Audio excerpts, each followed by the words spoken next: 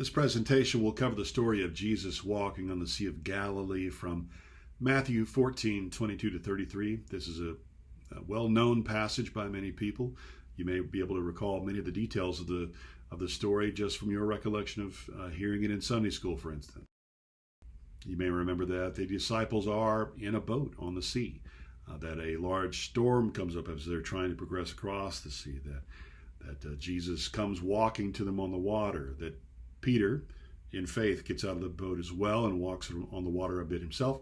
And then Jesus calms the storm and everybody gets across the sea to their destination safely. Now, if that's what you remember about the passage, great job. That rough outline holds together many of the basic elements of the story, but not all of them. And not all of these details are accurate. And like every passage in the Gospels, you don't have to be very deep in your dig before you discover that there are many layers underneath the surface, some hiding treasures, some hiding more layers. To set the scene, the passage follows immediately after Jesus fed 5,000 people from a few loaves of bread and a few fish.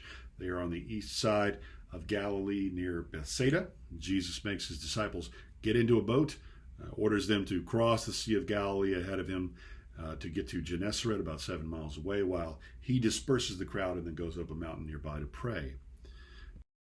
I want to take a moment to read Matthew 14:22 to 33 together. While you're reading the text again, please consider these questions. Look for the details about that storm. Was the storm what you remember? What do the disciples think when they see Jesus at first? Is the boat that they're in a metaphor for something else? What is Peter doing when he calls out to Jesus? What is he doing when he asks to get out of the boat? What does Peter do when he begins to sink? What do the disciples do when they reach the shore? You can hit pause and go ahead and read the text, and we'll reconvene in a moment. Okay, welcome back.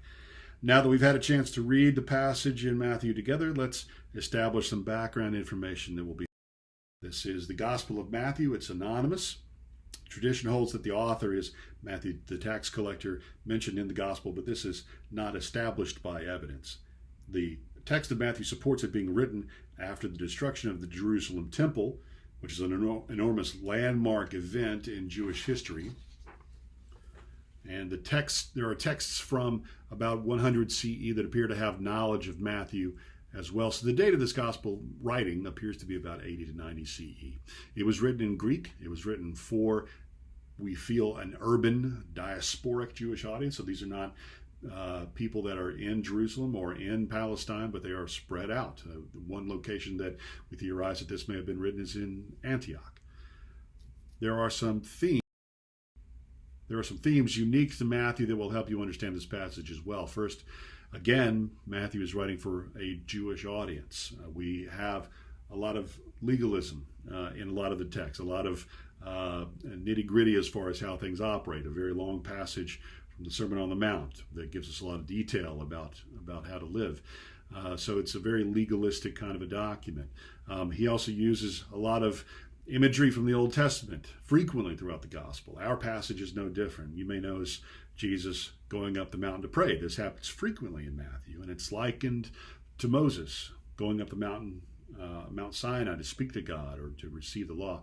Jesus either goes by himself or brings a small select group of disciples with him, and on the mountain there is often a revelation of some kind.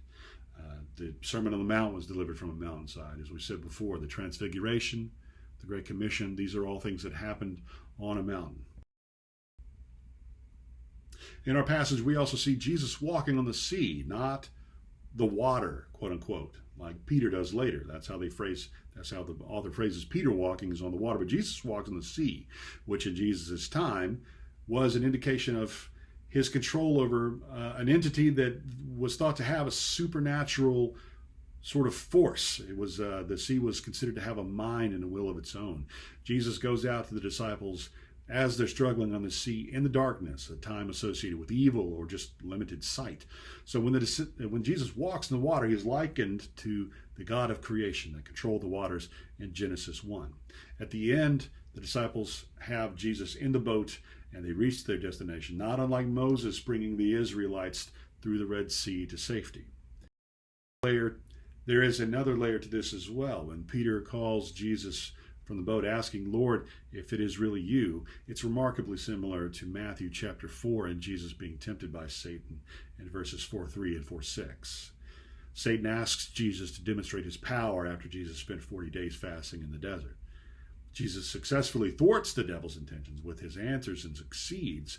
And in our story, we have Jesus again successfully bringing the disciples to their destination. The disciples displaying a faith, and Jesus displaying a faith that the Israelites often fail to possess in those stories. Our passage is actually similar to a story in Mark, which we believe is source material for this story. But noticeably, the Peter episode with him calling out to Jesus and trying to walk in the water are unique to Matthew, as is the disciples at the end of the story falling down on their knees and worshiping Jesus as the Son of God. There's also the enigmatic phrase, you of little faith, or little faither. Also, this is the fourth of 7 times in the gospel that Jesus says to his disciples, do not be afraid. 2 more elements that are unique here. Jesus says, it is I. And you can hear that as the tetragrammaton. You can hear that as the divine identity found in the Old Testament as I am, or Yahweh. When the disciples worship Jesus at the end of the passage, calling him the Son of God, the Greek word there actually does mean to fall down in complete worship. Fall down on your knees in worship. And now I will together and entertain the discussion questions, and I hope you've enjoyed the presentation.